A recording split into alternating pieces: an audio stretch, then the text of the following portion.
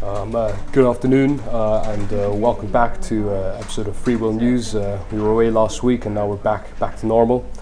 So start off by talking a little bit about what's up on the website this week. We've got a report from Michael Stevens regarding a little bit about what's happening in Albany. We're just back from America ourselves, so we've touched a bit about El Nino in this report, and you can actually see in California and Arizona at the moment that there is quite a lot of rainfall. So it is happening. Bruce Lee's taking precedence.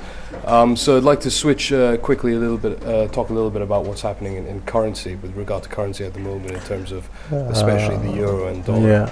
Well, last couple of weeks have been very volatile again, but everything's kind of inched down quite a bit.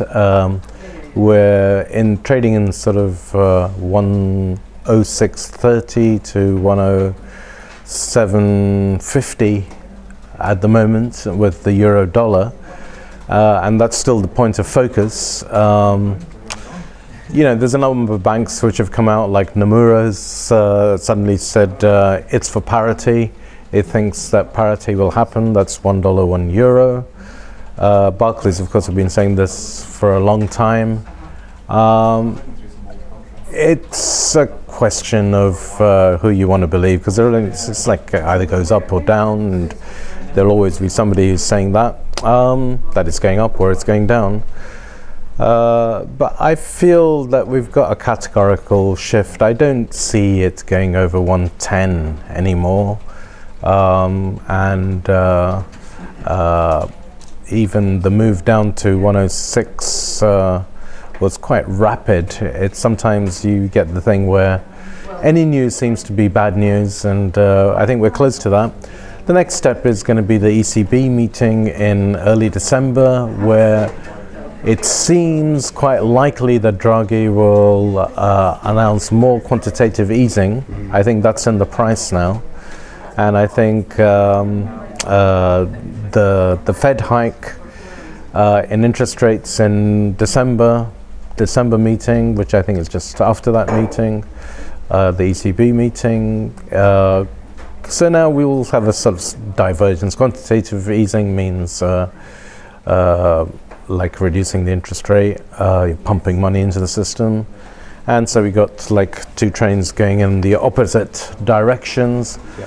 Plus, the euro has got some fundamental problems at the moment, like war. Doesn't get more fundamental than that. Right. Okay. So a lot of volatility, a lot of uncertainty. Now, obviously, we're looking at a change in sales patterns regarding and consumer patterns regarding supermarkets at the moment, especially in the UK. Especially in the UK. Yeah. How do you think this will affect changes in dry fruits and nuts? Well, the figure we're looking at here, and I better check this, and the original BBC article will be on the website. Aldi and Lidl doubled their market share in 3 years, so they now appear to have about 10% of this market. That's the UK supermarket, and I think it's good for dried fruit and nuts, because these are shops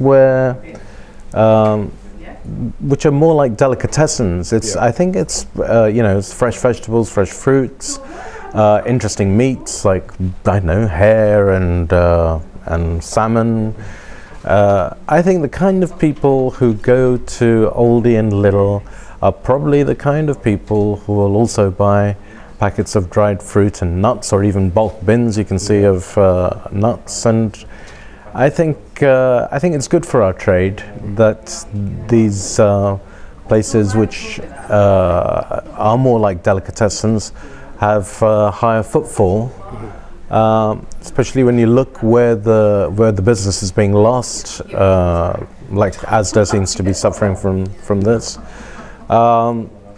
which are shops which sell 30,000 lines or something like that, and where dried fruit and nuts is already like a voice in the wilderness. So I'm all for it. Of course, the Aldi and Lidl models are of not selling everything, and I think it gives a bit of character, and I think it's attracting probably the people who would buy dried fruit and nuts. So I think I think it's probably good for our business.